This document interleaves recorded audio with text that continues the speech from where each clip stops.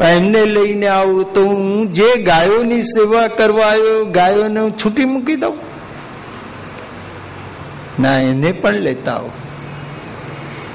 ગિરિરાજ પોતામાં આવી વિશાળ આમ કંદરાઓ પ્રગટ કરે છે કે જેમાં પ્રભુ ગોવાળો ને ગાયો અંદર સુખથી બિરાજે. કોઈ આપણે ત્યાં આવે તો એના સ્વાગતમાં 4 વસ્તુ જોઈએ. તૃણાની ભૂમિ રુદકમ વાક ચતુર્થી ચ સુંદરતા. આ 4 વસ્તુ કોઈને ત્યાં સ્વાગતમાં ખૂટતી નથી. કોઈ આવે એને બેસવા આસન આપો, સાદડી આપો, ચટાઈ આપો. તૃણ એટલે ચટાઈ, ઘાસમાંથી જ બને. આસન આપો. પછી 5,000 10,000 નો સોફા જોઈએ એવી જરૂરી નથી. હા, એ તો આપણે બધું ઊભું કર્યું.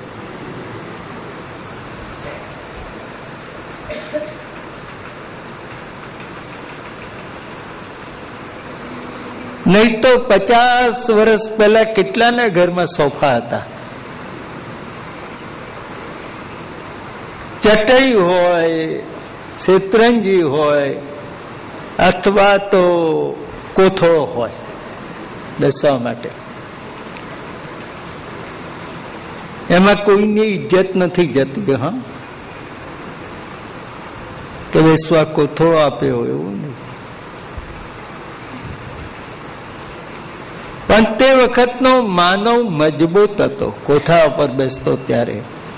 અને સોફા ઉપર બેસનારો એટલો સોફ્ટ થઈ ગયો કે ક્યારે તૂટી જાય તે ખબર ના પડે.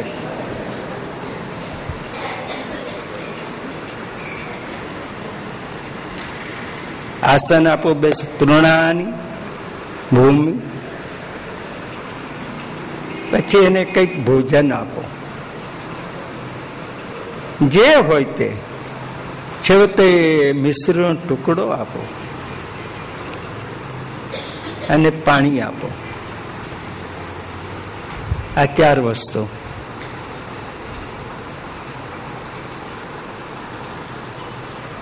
એમાં જે આપણે ઘેર હોય તે આપવાનો, દેખાડો કરવા કઈ બહારથી લઈને આપવાની જરૂર પણ નહીં. માનવે જેવા છે એવા દેખાવા પ્રયત્ન કરો. જેવા નથી એવા દેખાવા ક્યારેય પ્રયત્ન ના કરો. જેવા છે, અમારા ઘરમાં આ છે, તમારે સગાઈ રાખવી હોય તો રાખો, નહીં તો જય શ્રી કૃષ્ણ.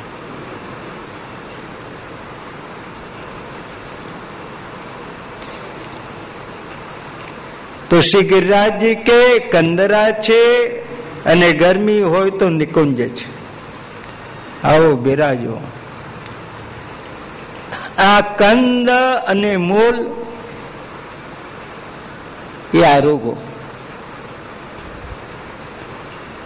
જેને શેક્યા વગર ન ખવાય એનું નામ કંદ, અને જેને કાચા ખવાય એનું નામ મૂળ. બટાકાને, શક્કરિયાને કંદ કહેવાય. એ કાચા ના ખવાય, એને અગ્નિમાં શેકવા પડે. અને મૂળ એટલે બહુ જલ્દી સમજાય. આપણે જેને મૂળા કહીએ ને એને શેકવાની જરૂર નહીં. શેક્યા વગર એ ખવાય એનું નામ મૂળ. પછી એના મિશ્રણથી અનેક પ્રકારની વસ્તુઓ બને ભોજનની.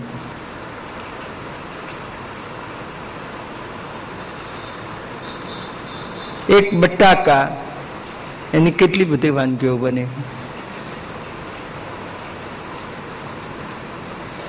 એને પેટીસ બને, એના સમોસા બને, એનું રસાદાર શાક બને, એનું કોરું શાક બને.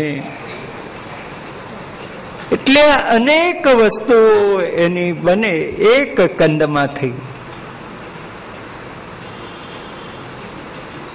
પ્રભુ આપને જે આરોગવું હોય એ સામગ્રી તૈયાર છે.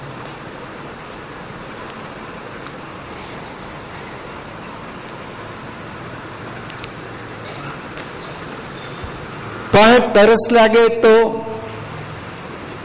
આ ઝરણા છે. તે વખતે ગિરિરાજ આટલા નહોતા. ગિરિરાજનું વિશાળ સ્વરૂપ હતું.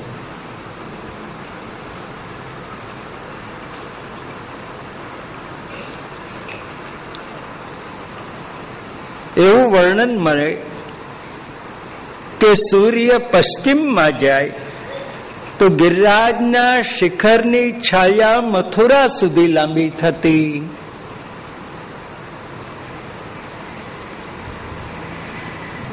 તો જેટલા ઊંચા એટલા માળા પણ હતા.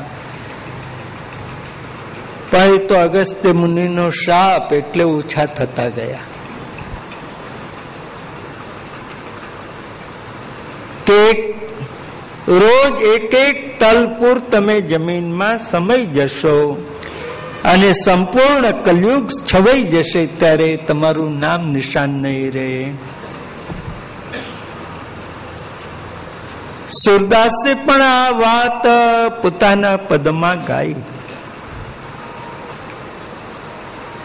છિપત ગોવર્ધન ઘટત વૃંદાવન યમુના નીર. અબ તો સાચો કલયુગ આયો કાહી મોહી જેવાયો.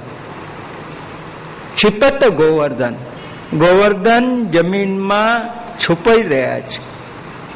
યમુના ને વૃંદાવન, યમુનાના નીર અને વૃંદાવનની સીમા ઓછી થઈ રહી છે.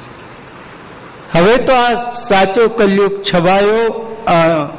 એ કલયુગમાં પ્રભુ તે મને શું કામ જીવાડ્યો? તો આજથી 500 વર્ષ પહેલા સુરદાસ જો આ કહેતા હોય તો આ 500 વર્ષમાં તો કેટલું બધું પરિવર્તન આવી ગયું છે.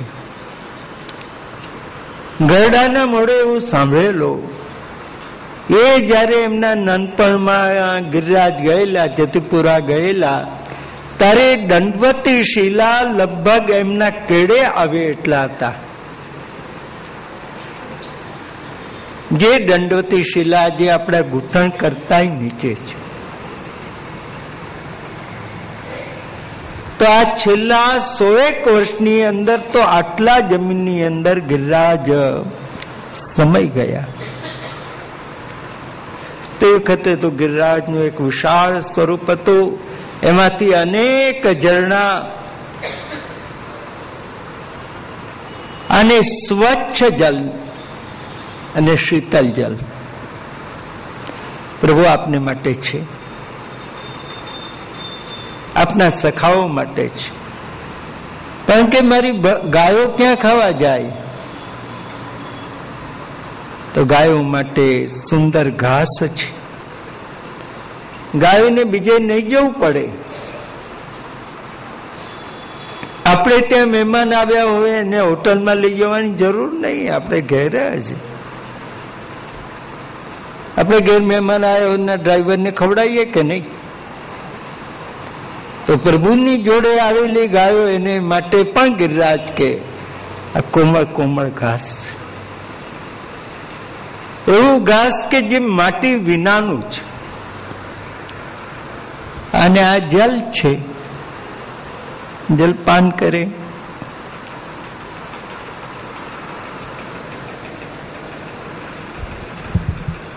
ભગવાન કે મને ગરમી લાગે છે. તો પ્રભુ બિરાજો. ગિરિરાજ ઉપરના વૃક્ષો એની ડાળીઓ આમ હલવા લાગે અને ભગવાનને પંખો કરે.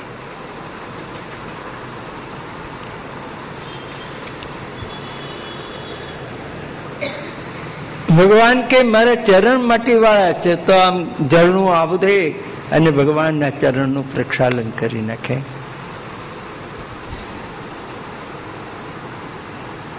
ભગવાન કે હું તાપથી કંટાળી ગયો, પધારો પ્રભુ, આ ધોધ પડે છે એની નીચે બિરાજો, મેં તમારા માટે